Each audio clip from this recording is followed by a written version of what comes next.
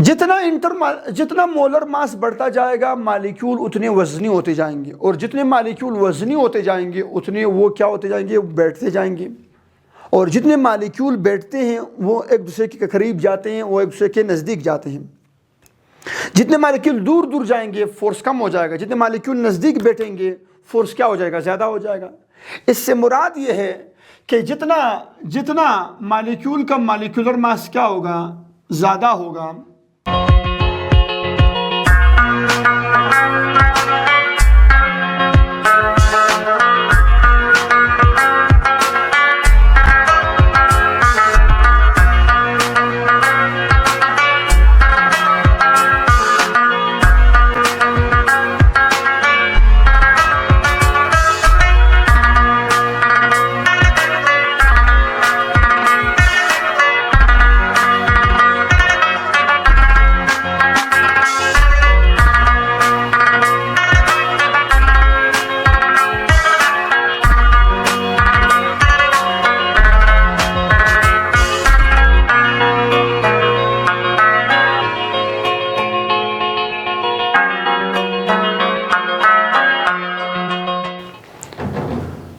Hello अस्सलाम वालेकुम, कैसे आप सब। उम्मीद करता हूँ आप लोग खुशबाश होंगे। मैं हूँ आप लोगों का केमिस्ट्री इंस्ट्रक्टर दुर मोहम्मद, और आप देख रहे हैं अपने केमिस्ट्री के लेक्चर्स। हम यहाँ पर पढ़ते आ रहे हैं केमिस्ट्री को एक सीक्वेंस वाइज, बहुत अच्छे अंदाज में, बहुत अच्छे कॉन्सेप्ट्स के साथ आप लोगों की तरफ हम शेयर कर रहे होते हैं अपनी फर्स्ट ईयर की केमिस्ट्री को, ताकि आप लोगों को तो तमाम तरह के अच्छे कॉन्सेप्ट्स आते चले जाएँ और आप लोग उन्हें इंजॉय करते रहें। हमारा आज का जो लेक्चर है वो है इंटरमॉलिक्यूलर फोर्सेस। ये हमारा चैप्टर नंबर 4 लिक्विड चैप्टर है, और लिक्विड चैप्टर में हमने शुरू की हुई है intermolecular forces, physical forces, van der Waals forces. और आज हम डिस्कस करने जा रहे हैं उनमें एक, एंड दैट इज फैक्टर्स। आज का हमारा टॉपिक है factors affecting the intermolecular forces. वो कौन कौन सी फैक्टर्स है जिनकी वजह से इंटरमॉलिक्यूलर फोर्सेस अफेक्ट होती हैं। अब इन फैक्टर्स में हमारे पास जो पहला फैक्टर है दैट इज चार्ज डेंसिटी, और वी कैन से पोलरिटी, और we can say electronegativity difference. ठीक है जी। सेकेंड हमारे पास है distance between the molecules. Third है मॉलिक्यूलर मास। फोर्थ है मॉलिक्यूलर साइज। फिफ्थ है शेप ऑफ मॉलिक्यूल्स। सिक्स्थ है temperature, and seventh is pressure. ये कुछ फैक्टर्स हैं जो इंटरमॉलिक्यूलर फोर्सेस को अफेक्ट करती हैं। कोशिश करूंगा कि आप लोगों को ये सारे पॉइंट्स अच्छे अंदाज में, अच्छी एग्जांपल के साथ समझा सकूं, क्योंकि ये सारे फैक्टर आपको बुक में नहीं मिलेंगे। मैंने इन सब को उठाया और आप लोगों को एक जगह पर मैं आपको पढ़ाऊंगा ताकि आप लोगों को समझ आ जाए। चले भैया स्टार्ट करते हैं from the first one, and that is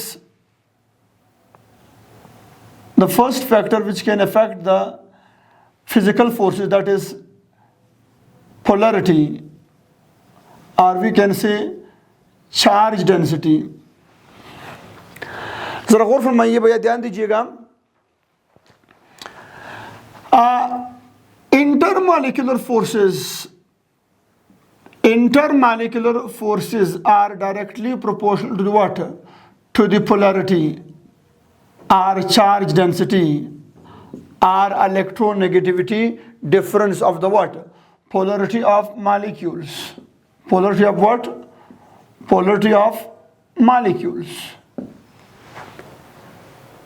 जितना मॉलिक्यूल पोलर होगा, जरा गौर फरमाइए, जितना मॉलिक्यूल पोलर होगा, जितने मॉलिक्यूल पर चार्जेस के मैग्नीट्यूड ज़्यादा होगी, उतने ही वो मॉलिक्यूल दूसरे मॉलिक्यूल के नेगेटिव और पॉजिटिव पोल एक दूसरे को क्या कर देंगे, अट्रैक्ट कर देना स्टार्ट कर देंगे।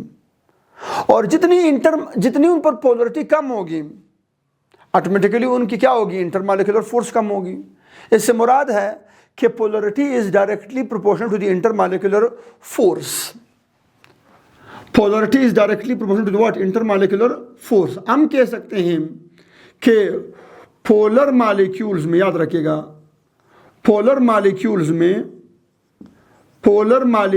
में इंटरमॉलिक्यूलर फोर्सेस ज़्यादा होती हैं, स्ट्रॉन्ग होती हैं as compare to non polar molecules. और फरमाइए, तवज्जो फरमाइए।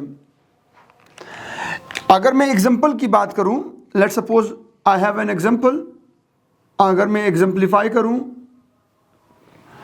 तो मेरे पास आ रही है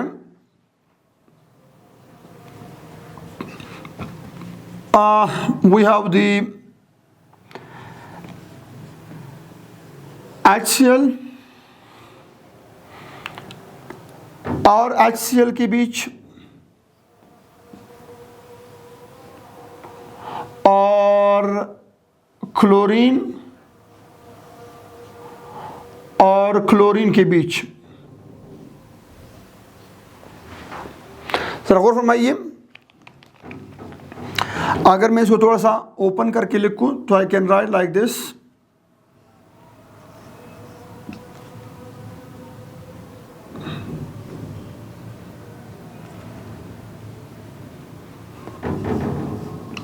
अगर मैं इसको थोड़ा सा खोल के लिखूं तो कुछ लाइक दिस मिलेगा। अब यहाँ पर इलेक्ट्रोनेगेटिविटी डिफरेंस इस मॉलिक्यूल में ज़्यादा है, मतलब इलेक्ट्रॉन मोर टुवर्ड क्लोरीन होंगे। क्यों? क्योंकि क्लोरीन की इलेक्ट्रोनेगेटिविटी क्या है, 3 है, और हाइड्रोजन की क्या है, 2.1 है। So mean this is a polar covalent molecule.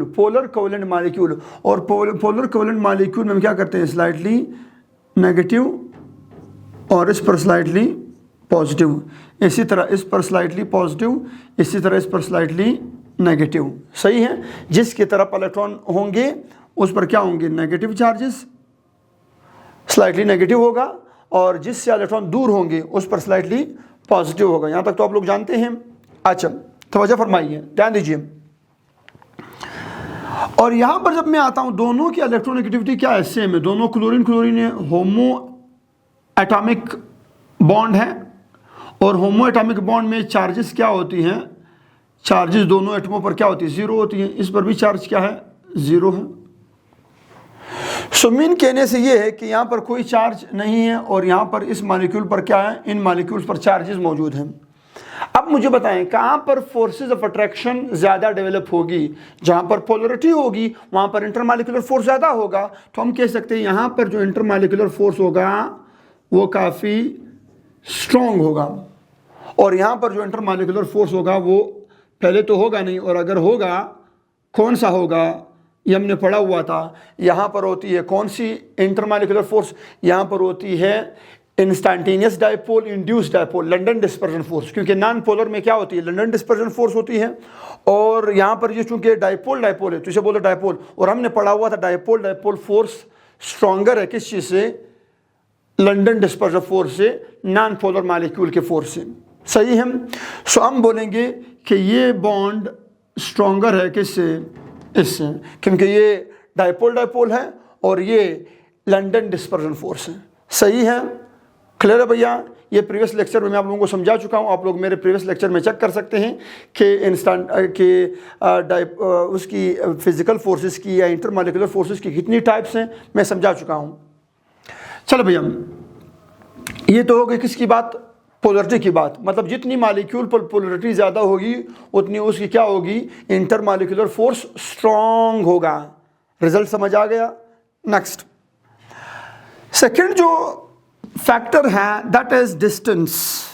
The distance between what, distance between the molecules. इन्हें बोलते हैं intermolecular distance, intermolecular distance, IMD, intermolecular distance, IMD, intermolecular distance. Intermolecular distance भैया ध्यान दीजिएगा, इंटरमॉलिक्यूलर डिस्टेंस का क्या असर होता है इंटरमॉलिक्यूलर फोर्स के ऊपर। अकॉर्डिंग टू फिजिक्स आप लोग जानते हैं, कूलम्ब्स लॉ के मुताबिक इंटरमॉलिक्यूलर डिस्टेंस मतलब मॉलिक्यूल्स के बीच डिस्टेंस। तो याद रखिएगा कि इंटरमॉलिक्यूलर फोर्सेस, कौन सी फोर्सेस?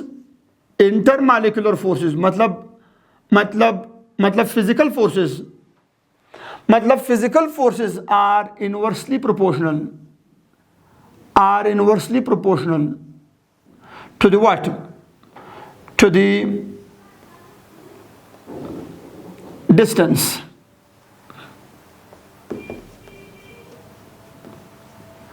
ये तो आप लोग फिजिक्स में भी पढ़ चुके हैं कि जितना दो चार्जेस के बीच या दो अट्रैक्टिव बॉडीज के बीच जितना फासला बढ़ाते जाओगे, जितना फासला इंक्रीज करते जाओगे, उतने उनके बीच जो अट्रैक्शन है वो कम होता जाएगा।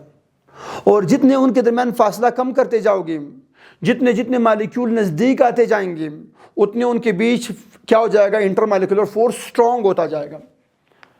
सो फासला कम, फोर्स ज़्यादा, फासला ज़्यादा, फोर्स कम, इनवर्स रिलेशन है। So we can say that intermolecular forces is inversely proportional to what?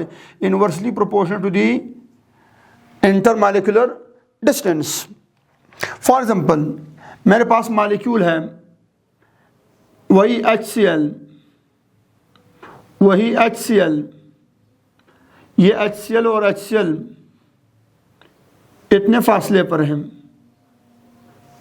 ज़रा गौर फरमाइए, ये HCl और HCl इतने फासले पर हैं, और यही HCl और HCl दूसरे डिस्टेंस पर इसको ले जा रहा हूँ, इतने फासले पर हैं। तो यहाँ पर जो इनके पॉजिटिव और नेगेटिव पोल्स के बीच जो फोर्स ऑफ अट्रैक्शन डेवलप होगा, यहाँ पर क्या होगा? यहाँ पर ज़्यादा होगा। और यहाँ पर जो इंटरमॉलिक्यूलर फोर्स इन दो के पॉजिटिव चार्जेस के बीच, अपोजिट चार्जेस के बीच, पॉजिटिव और नेगेटिव चार्जेस के बीच जो बॉन्ड बनेगा, that this bond would be so weak. ये बॉन्ड क्या होगी? ये बॉन्ड काफ़ी वीक होगी। क्यों वीक हो रही है? क्योंकि यहाँ पर इंटरमॉलिक्यूलर डिस्टेंस ज़्यादा है। जहाँ पर इंटरमॉलिक्यूलर डिस्टेंस ज़्यादा हुआ करती है, वहाँ पर इंटरमॉलिक्यूलर फोर्स वीक हुआ करती है। तो यहाँ पर इंटरमॉलिक्यूलर डिस्टेंस ज़्यादा है, फोर्स वीक है। जबकि यहाँ पर इंटरमॉलिक्यूलर डिस्टेंस क्या है? कम है, फोर्स क्या है? ज़्यादा है। तो कौन सी रिलेशन आ गई? Inverse relation between the distance and intermolecular forces. Third हमारे पास है मॉलिक्यूलर मास या मोलर मास। मॉलिक्यूलर मास या मोलर मास। मॉलिक्यूलर मास या मोलर मास की तरफ आते हैं तो थर्ड फैक्टर है हमारे पास, and that is what? The molecular mass or molar mass, मतलब एक मॉलिक्यूल का मास। ठीक है भैया? ओके है? चलो भैया, मॉलिक्यूलर मास। हम बोलते हैं इंटरमॉलिक्यूलर फोर्सेस। ये याद रखिएगा, इंटरमॉलिक्यूलर फोर्सेस। इंटरमॉलिक्यूलर फोर्सेस ये हम लोग पढ़ेंगे इंशाल्लाह सेकेंड ईयर में डिटेल के साथ। हैलोजन फैमिली में आपको ये चीज़ क्लियर हो जाएगी, और हाइड्रोकार्बन चैप्टर में ये क्लियर हो जाएगा। Intermolecular forces are directly proportional to the molar mass या मॉलिक्यूलर मास। जितना मोलर मास बढ़ता जाएगा, मॉलिक्यूल उतने वजनी होते जाएंगे, और जितने मॉलिक्यूल वजनी होते जाएंगे उतने वो क्या होते जाएंगे? बैठते जाएंगे। और जितने मॉलिक्यूल बैठते हैं वो एक दूसरे के करीब जाते हैं, वो एक दूसरे के नज़दीक जाते हैं। जितने मॉलिक्यूल दूर दूर जाएंगे फोर्स कम हो जाएगा, जितने मॉलिक्यूल नज़दीक बैठेंगे फोर्स क्या हो जाएगा? ज़्यादा हो जाएगा। इससे मुराद ये है कि जितना मॉलिक्यूल का मॉलिक्यूलर मास क्या होगा? ज़्यादा होगा, उतनी उसके बीच क्या होगी? फासला क्या होगा? कम होगा, क्योंकि वो बैठता जाएगा। मॉलिक्यूल एक दूसरे के ऊपर, उनकी पैकिंग स्ट्रांग होती जाएगी। उनकी पैकिंग क्या होती जाएगी? उनकी पैकिंग स्ट्रांग होती जाएगी। सो मास जितना बढ़ता जाएगा उतना मालिक्यूल वजनी होते जाएंगे, और जितने मालिक्यूल वजनी होते जाएंगे वो एक दूसरे के ऊपर कंपैक्टली पैकिंग स्टार्ट कर देंगे, और जब वो कंपैक्टली पैकिंग स्टार्ट कर देंगे तो इसकी वजह से क्या हो जाएगा, इंटर मालिकुलर फोर्स खुद ब खुद डेवलप हो जाएगा और स्ट्रॉन्गली डेवलप हो जाएगा। समझ आ रही है? अच्छा, तो मैं ये कह सकता हूं कि inter molecular force and molar mass are directly proportional. जितना मोलर मास ज़्यादा होगा उतना क्या होगा, उसकी इंटरमॉलिक्यूलर फोर्सेस ज़्यादा होंगी, उसकी इंटरमॉलिक्यूलर फोर्सेस क्या होंगी, ज़्यादा होंगी। For example if I talk about the water, if I talk about the F2, अगर मैं F2 मालिक्यूल की बात करूं, और अगर मैं क्लोरीन मालिक्यूल की बात करूं, अगर मैं ब्रोमीन मालिक्यूल की बात करूं, और अगर मैं आयोडीन मालिक्यूल की बात करूं, सबसे ज्यादा मोलर मास किसका है? Which of the following has the higher molar mass या molecular mass? So this one, iodine का मोलिकुलर मास ज्यादा है और फ्लोरीन का मोलिकुलर मास क्या है, कम है। ठीक है जी। तो जितनी क्या होगी, मोलर मास ज्यादा होगी, उतना वो क्या होगा, उतनी उसकी इंटरमॉलिक्यूलर फोर्सेस ज्यादा होंगी, डायरेक्ट रिलेशन है। और जितना मोलर मास क्या होगा, कम होगा, उतनी उसकी इंटरमॉलिक्यूलर फोर्सेस क्या होगी, कम होगी। So I can write as it has what, lower mass mean lower intermolecular force, and this one has what, this one has greater mass या higher mass. Greater mass or higher mass mean the greater intermolecular force, greater intermolecular force। इसीलिए यहां पर forces iodine molecule में, iodine और iodine के अपने molecule में, iodine के मालिक्यूल के आपस में बॉन्ड क्या होंगी, दूसरे आयोडीन के साथ इसका बॉन्ड क्या होगा, काफी स्ट्रॉन्ग होगा। और फ्लोरीन के मालिक्यूल के बीच जो बॉन्ड होगा वो क्या होगा, वो वीक होगा। Why? Because here the molar mass is greater, the molecule are compactly packed, that's why they have greater intermolecular force। so जितना molecular mass बढ़ता जाएगा उतना उनका क्या होता जाएगा, उतनी उनकी intermolecular forces भी बढ़ती जाएगी। molecular mass is directly proportional to the what, to the intermolecular force। Clear भैया, यहां तक समझ आ रही है? गौर से देखिए, फिर MCQs भी प्रैक्टिस करवाऊंगा, जरा ध्यान दीजिएगा। तो यहाँ पर फोर्स क्या है, यहाँ पर फोर्स कम थी और वहाँ पर फोर्स क्या है, ज़्यादा है, मतलब मोलर मास ज़्यादा तो इंटरमॉलिक्यूलर फोर्सेस ज़्यादा। क्लियर है? अच्छा, नेक्स्ट जो फैक्टर हमारे पास आ रही है मॉलिक्यूलर मास के बाद भी है molecular size. Molecular size, molecular size, molecular size, molecular size.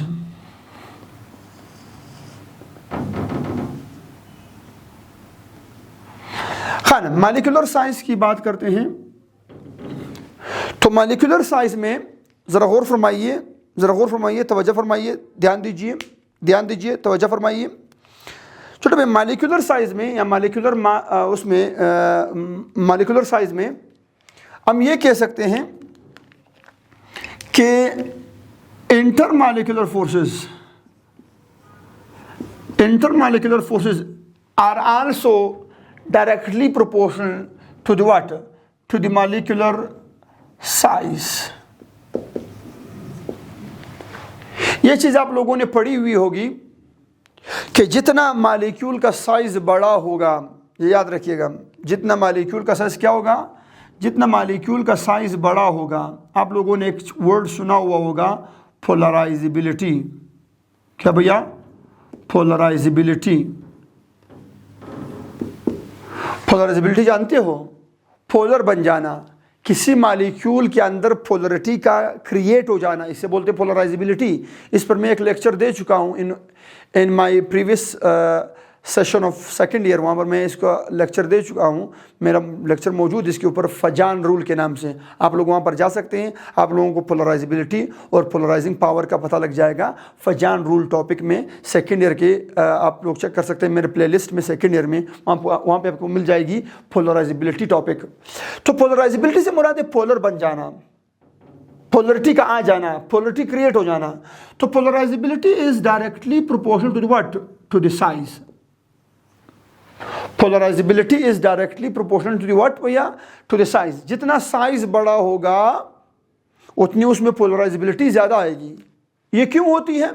ये इस वजह से होती है क्योंकि जितना साइज बड़ा होगा, जितना मॉलिक्यूल का साइज बड़ा होगा उतने उसके एटमों के साइज बड़े होंगे। जितने एटमों के साइज बड़े होंगे उतने उस एटमों के साइज के बढ़ने की वजह से क्या हो जाती है, उस एटमों के इलेक्ट्रॉनिक क्लाउड को, उस मॉलिक्यूल के इलेक्ट्रॉनिक क्लाउड को डिस्पर्स करना, इंड्यूस करना, डिस्पर्स करना, उसको सेपरेट करना, उस पर चार्ज लाना आसान हो जाता है। ये याद रखिएगा, ये मैं वहाँ पर बहुत अच्छे अंदाज में एक्सप्लेन कर चुका हूँ, यहाँ पर भी बता दूंगा, सही है। तो polarizability is directly proportional to what, to the size. जितना मॉलिक्यूल का साइज बड़ा होगा उतना ही वो छोटे मॉलिक्यूल के मुकाबले में ज्यादा पोलर बनेगा, ये याद रखना। और जितना वो ज्यादा पोलर बनेगा, मतलब जितना मॉलिक्यूलर साइज क्या होगा, बड़ा होगा, वो जल्दी पोलर बनेगा। और जितना वो जल्दी पोलर बनेगा, हमने बोला हुआ था जितना ज्यादा पोलर होगा उतनी इंटरमॉलिक्यूलर फोर्सेस क्या होगी, ज्यादा होगी। सो मीन्स दैट कि molecular size is also directly proportional to the what, to the intermolecular force. जरा गौर फरमाइए, यहां पर मेरे पास आ रही है व्हाट वी हैव बॉयज, ध्यान दीजिए, तवज्जो फरमाइए ध्यान के साथ। मेरे पास है F2 मॉलिक्यूल और मेरे पास क्या है, I2 मॉलिक्यूल। यहां पर मैं मास की बात नहीं करूंगा, यहां पर मैं साइज को डिस्कस करूंगा। दोनों नॉन पोलर मॉलिक्यूल हैं। यहां पर इसका साइज इतना है और यहां पर इसका साइज इतना है। ये फ्लोरीन मॉलिक्यूल का साइज है और ये आयोडीन मॉलिक्यूल का साइज है। आयोडीन मॉलिक्यूल में भी यहां पर क्या मौजूद है, इलेक्ट्रॉन मौजूद है। जरा गौर फरमाइए, यहां पर क्या मौजूद है, here the electron are dispersed, सही है। और यहां पर इनके क्या होते हैं, न्यूक्लियस होते हैं। और यहां पर क्या है, फ्लोरीन के इलेक्ट्रॉन है जो यहां पर डिस्पर्स है। तो मुझे बताएं कौन से एटमों के इलेक्ट्रॉन न्यूक्लियस के ज्यादा करीब है। आयोडीन मॉलिक्यूल के इलेक्ट्रॉन न्यूक्लियस के ज्यादा करीब है। और जब आयोडीन मॉलिक्यूल के इलेक्ट्रॉन न्यूक्लियस से दूर है, जबकि फ्लोरीन मॉलिक्यूल के इलेक्ट्रॉन न्यूक्लियस के करीब है। और जितने इलेक्ट्रॉन न्यूक्लियस के क्या होंगे, जितने इलेक्ट्रॉन न्यूक्लियस के करीब होंगे उतना उसका साइज, उतना उसका स्ट्रक्चर कंपैक्ट होगा, सख्त होगा। और जितना उसका स्ट्रक्चर कंपैक्ट होगा, सख्त होगा, इसमें पोलरिटी प्रोड्यूस करना, इसमें पोलरिटी को लाना, इसमें पोलरिटी का चार्जेस का पैदा करना मुश्किल होगा। क्यों? क्योंकि साइज इतना सख्त है कि यहां पर आप इसके इलेक्ट्रॉनिक क्लाउड को पुश नहीं कर सकते, जिसकी वजह से पोलरिटी नहीं आ सकती। सो इससे मुराद यहां पर पोलरिटी नहीं आएगी और यहां पर पोलरिटी बड़े साइज की वजह से पोलरिटी जल्दी आएगी। तो हम बोले ये क्या, ये इजीली पोलराइजेबल है और ये पोलराइजेबल नहीं है। तो जो इजीली पोलराइजेबल होता है बड़े साइज की वजह से, उसमें पोलरिटी ज़्यादा आती है। और जिसमें पोलरिटी ज़्यादा आएगी ऑटोमेटिकली उसमें इंटरमॉलिक्यूलर फोर्स भी क्या होगा, ज़्यादा होगा। तो मैं कहूँगा कि iodine molecule with other iodine molecule has greater intermolecular forces, while fluorine with other fluorine molecule, दूसरे फ्लोरीन मॉलिक्यूल के साथ इसकी इंटरमॉलिक्यूलर फोर्स क्या होगी, कम होगी। क्यों? क्योंकि यहाँ पर ये लेस पोलर है, ये लेस पोलर बन जाएगा। अगर इसने बनना था पोलर तो ये लेस पोलर बनेगा और ये मोर पोलर बनेगा, just because of what, just because of its large size. तो जितना साइज बड़ा होगा उतनी उसकी इंटरमॉलिक्यूलर फोर्सेस क्या होगी, उतनी उसकी इंटरमॉलिक्यूलर फोर्सेस ज़्यादा होगी। और जितना साइज छोटा होगा उतनी उसकी इंटरमॉलिक्यूलर फोर्सेस कम होगी। क्लियर है भैया यहाँ तक? ओके हैं, चले जी अब चलते हैं toward the fifth factor and that is the shape of molecules. Shape of molecules. And the fifth property, the fifth factor is shape of molecules. Shape of molecules. Shape of molecule भी वो factor है जो क्या कर सकती है, shape of molecule भी वो फैक्टर है जो क्या कर सकती है, जो intermolecular forces between the molecule क्या कर सकती है, इफेक्ट कर सकती है। लाइक दिस, हमारे पास दो तरह की मॉलिक्यूल होती है शेप की बुनियाद पर। एक होती है हमारे पास लीनियर मॉलिक्यूल्स और एक हमारे पास होती है branched molecules. Linear molecules and branch molecules. हाँ, लीनियर मॉलिक्यूल हमारे पास कौन सी होती हैं? सपोज कर रहा हूं मैं ले रहा हूं पेंटेन। क्या ले रहा हूं? पेंटेन। 1 2 3 4 5, this is pentane. ये अल्केन है, पेंटेन है, 5 कार्बन वाला अल्केन है। और इसी पेंटेन को मैं ले रहा हूं किस फॉर्म में? मैं पेंटेन को ले रहा हूं ब्रांच फॉर्म में। This is isopentane, this is normal pentane. ये एन पेंटेन है, ये आइसोपेंटेन है। आइसो क्यों कहते हैं? क्योंकि यहां पर सेकंड कार्बन पर क्या आ रही है? मिथाइल ग्रुप आ रही है। जब सेकंड कार्बन पर मिथाइल ग्रुप आती है तो क्या बोलते हैं? आइसो बोलते हैं। Iso pentane, normal pentane. अब ये एक नॉर्मल पेंटेन है, ये उसका दूसरा मॉलिक्यूल है।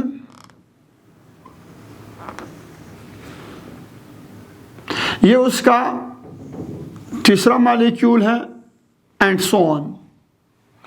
जब हम यहां पर आते हैं तो यहां पर क्या होती है? यहां पर आपके पास कुछ यूं हो जाती है,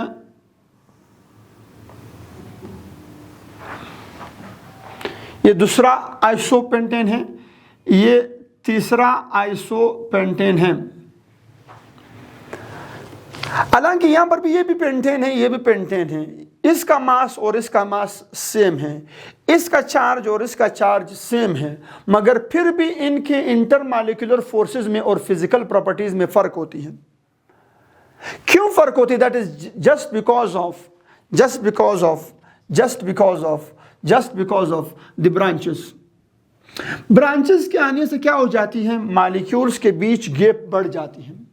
ब्रांचेस की वजह से मॉलिक्यूल्स के बीच गैप्स बिटवीन द मॉलिक्यूल बढ़ जाती हैं, इंटरमॉलिक्यूलर डिस्टेंस बढ़ जाती है। इस गैप की वजह से मॉलिक्यूल्स का एक दूसरे मॉलिक्यूल के साथ जो इंटरमॉलिक्यूलर फोर्स है वो क्या हो जाता है? वो वीक हो जाता है। इंटरमॉलिक्यूलर फोर्स क्या हो जाता है? इंटरमॉलिक्यूलर फोर्स वीक हो जाता है। किस वजह से? सिर्फ और सिर्फ इन ब्रांचेस की वजह से। तो इनके दरमियान इंटरमॉलिक्यूलर फोर्सेस क्या है? वीक हो जाती हैं। But if we talk about here in linear molecule, जहां पर ब्रांचेस नहीं है, तो वो मॉलिक्यूल एक दूसरे के करीब है, इंटरमॉलिक्यूलर डिस्टेंस क्या है? कम है, तो बॉन्ड क्या होगी? बॉन्ड स्ट्रांग होगी। बॉन्ड क्या होगी? बॉन्ड स्ट्रांग होगी। नंबर चेक कर लें। सो इट मीन्स दैट, इससे मुराद ये है कि जितना मॉलिक्यूल्स लीनियर हुआ करते हैं उतनी ही उनके दरमियान इंटरमॉलिक्यूलर डिस्टेंस कम हो जाती है। और जब इंटरमॉलिक्यूलर डिस्टेंस कम हो जाती है लीनियर होने की वजह से, तो वहाँ पर खुद ब खुद ऑटोमेटिकली इंटरमॉलिक्यूलर फोर्सेस ज़्यादा हो जाती है। So we can say that linear molecule has greater intermolecular forces than their branched molecules, समझ आ रही भैया? ओके हैं, गुड, शाबाश। नेक्स्ट हमारे पास जो अगली प्रॉपर्टी, दैट इज व्हाट, अगला फैक्टर जो है वो सिक्स्थ है, that is the sixth factor is, and that is temperature. किसकी बात करेंगे? टेम्परेचर की बात करेंगे। टेम्परेचर हम लोगों ने बार बार पढ़ी हुई है। टेम्परेचर का और इंटरमॉलिक्यूलर फोर्सेस का, मतलब फोर्सेस का, चाहे इंटरमॉलिक्यूलर हो, चाहे वो इंट्रामॉलिक्यूलर हो, चाहे वो केमिकल बॉन्ड हो, चाहे वो फिजिकल बॉन्ड हो, याद रखिएगा तमाम तर बॉन्ड जो है, तमाम तर फोर्सेस ऑफ अट्रैक्शन जो है वो टेम्परेचर के साथ इनवर्स रिलेशन रखती हैं। टेम्परेचर बढ़ाओगे, इंटरमॉलिक्यूलर फोर्सेस क्या हो जाएंगी? कम हो जाएंगी। टेम्परेचर कम करोगे मालिक्यूल्स कूल डाउन हो जाएगी, उनके दरमियान इंटरमॉलिक्यूलर फोर्सेस क्या हो जाएगी, स्ट्रांग हो जाएगी, ये याद रखिएगा। So we can say that the intermolecular forces are inversely proportional to the what? To the temperature.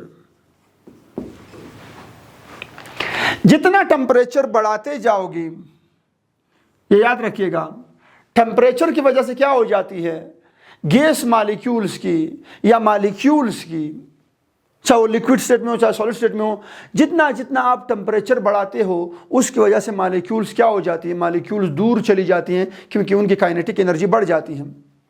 तो जब गैसेस की काइनेटिक एनर्जी बढ़ती है, वो मॉलिक्यूल काइनेटिक एनर्जी की वजह से क्या हो जाते हैं, दूर चले जाते हैं। जब वो दूर चले जाते हैं तो उनके दरमियान इंटरमॉलिक्यूलर फोर्सेस क्या हो जाती है, कम हो जाती हैं। So intermolecular forces are inversely proportional to the temperature. Temperature बढ़ाएंगे, काइनेटिक एनर्जी बढ़ेगी, इंटरमॉलिक्यूलर फोर्सेस क्या हो जाएगी, कम हो जाएगी। टेम्परेचर कम करेंगे,